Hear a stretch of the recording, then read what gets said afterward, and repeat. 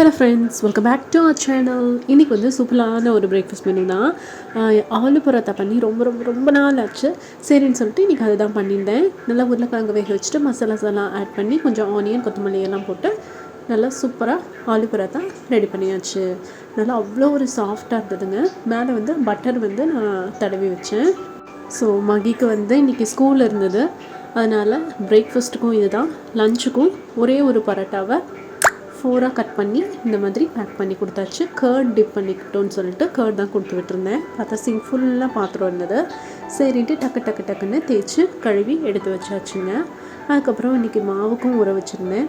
சரின்ட்டு அதையும் டிப்புன்னு அரைச்சி எடுத்துடலான்னு இட்லி பேட்டர் ரெடி ஆகிட்டுருக்கு. நான் வந்து இட்லிக்கு தோசைக்கு ரெண்டுக்குமே வந்து ஒரே டைமில் அரைச்சிக்குவேங்க. 5:1 அதுதான் என்னோடய ரேஷியோ.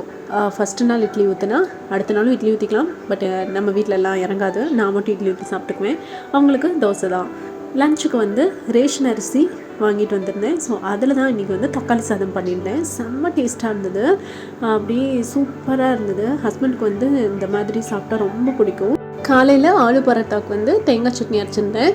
ஸோ அதை கொஞ்சமாக இருந்ததுனால அதை தொட்டு வச்சு சாப்பிட்டாச்சு. தம்பியும் தூங்க வச்சாச்சு. இனி என்ன, நம்மளும் போய் ரெஸ்ட் எடுக்க வேண்டியதான். பாய்.